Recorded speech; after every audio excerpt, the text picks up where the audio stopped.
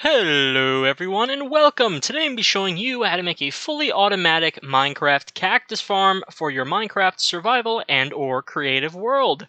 It's very easy, very simple. The one I'll be showing you is 2 layers tall and is stackable and very easy to make.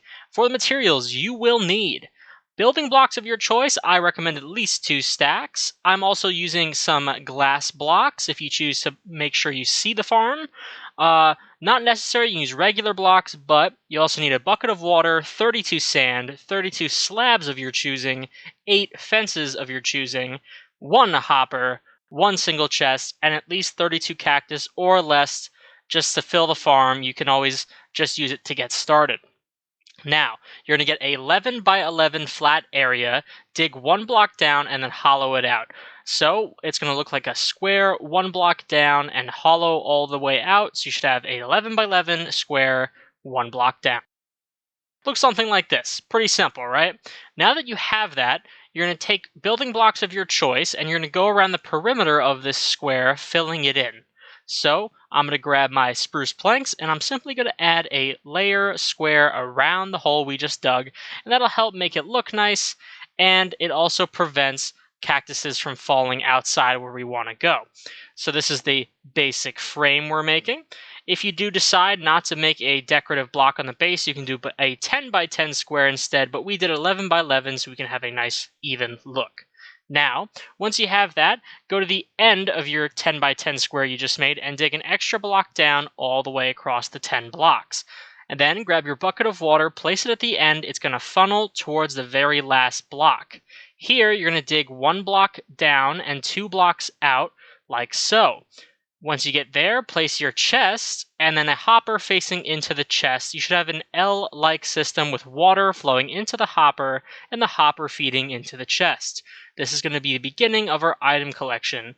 Next, grab some buckets of water and fill in the furthest part away from the collection we just made, so that way all the water is funneling towards the collection system at the base. That way, no matter where the cactus land in this square, they'll all get pushed down into the ramp and it will get funneled into the hopper like so. If you want to test this, you can throw some blocks and make sure they fall down in the right direction. But if you have something that looks like this, it should work just fine. Next, grab one of temporary blocks and place 2 blocks in with a slab next to it. So it should be 1 block away from all walls. As you can see, it's 1 block away from both walls. I place the slab and then a block of sand on top. Next, a temporary block in between, followed by another slab, temporary block, a slab, and a temporary block, and finally 1 more slab. We're going to get rid of those temporary blocks, so you should have a slab every other space, making sure they're at least 1 space away from every wall. Should have something like this, making sure it's also above the water so when the items fall, they're not getting stuck on the slabs. And we're going to repeat this pattern so you have a grid-like formation, 1 block away from any wall and 1 block away from any other slab. You're going to place temporary blocks in between the slabs and then remove the temporary blocks, making sure there's no way the cactus can get stuck on them. And then once you have all your slabs, you're going to place a block of sand above it, so you should have something that looks exactly like this. Should almost look like the top of a Lego block. And once you did all that, you can fill in. It's a very easy to understand pattern. And then next, grab your cactus and place it on every single block of sand like so. So now that you already have the sand and the slabs in place, you're just going to plop a cactus right on top of that and make sure every single one of them has a cactus. As you can see, it's a little hard in survival. I kept falling while I was trying to place the cactus here, but that's okay. If you're doing it creative, it would probably be easy. I always like to make these videos in survival because I know most of you will probably make them in survival as well. So it's easier for me to show you what I'm talking about while playing the same game mode. But once you have this, you can place a temporary block above the cactus, another temporary block next to that, and a fence post in between the 4 slabs there. Now, making sure you have at least 1 fence post per cactus. You can do more fence posts or less fence posts as long as they're breaking when they grow. I'm doing the bare minimum. It's definitely not as efficient, but if you want to add more fence posts, that's up to you. I'm doing more levels, so that way this one fence post can cover more area. But as you can see, we're putting them in between the spaces where the cactus will grow, and then when the cactus grows, the fence post will break it, it will fall in the water, and get collected. So I have a fence post that should break every cactus that spawns, and once you do that, you're going to simply make a frame around this so they can't fall out and not into the collection system. I'm using spruce logs because it fits in with the rest of my build. You do not have to use these building materials. You can use just plain glass, just plain wood, just plain stone, whatever building blocks you choose. I'm using a different variety of blocks, and I'm also going to use the glass blocks like I said earlier, so it fits in better with my build.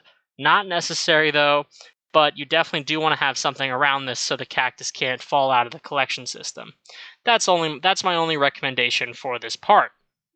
So now what we're doing is we're just going around building the frame. I'm making a nice spot for the windows. Pretty simple. And here I was thinking about putting a glass window design with like a cube in the middle. But as I was thinking about it, I wasn't sure. So what I ended up doing was scrapping the idea and going with something else.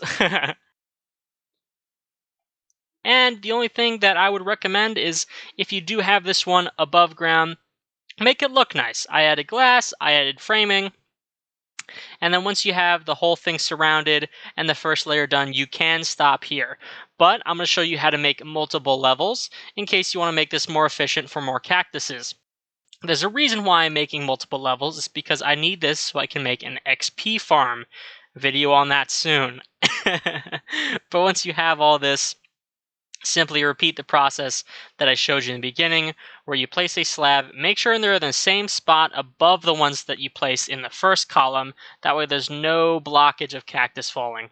And like I said, boom, same thing as the first layer, and now we're going to place a cactus on every slab that has the sand above it. So it goes slab, sand, cactus, slab, sand, cactus. That is a mouthful.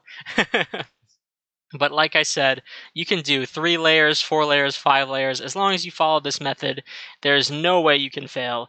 And all we're doing is we're going to build up here again and simply place our fences in between so they continuously break and fall down into the water. So once I did this, I simply placed temporary blocks above the cactuses again, grab my fence posts, and place them in between. Now, if you haven't gotten it already, this is fairly simple. All we're doing is we're making the cactuses grow, and once they reach a certain height, they will automatically break because of the fence. And then when they fall, they'll get collected in the water, and we reap the profits. Again, sometimes you'll lose the cactuses when they fall and break on themselves, or if they don't get collected right away. It happens, but that's why this 10 by 10 square is the most efficient, because it's easier for them to go straight into the collection system. You're better off building up than out. After I did all that, I added the fence posts and then built the wall around this one as well, so everything got contained. Just like the first layer. As you can see from the outside, it doesn't look too bad. It's pretty easy to see. I like the windows. It gives you a clear look of what's happening on the inside. And then once you access the chest, just from building the second layer, we've already received 10 in the couple of minutes it took us to do that. So just the one layer, after a few moments, was already reaping rewards. It's super simple, very easy to use. Please let me know what you think. I hope this helped, and as always, wear your seatbelt. Have a good one.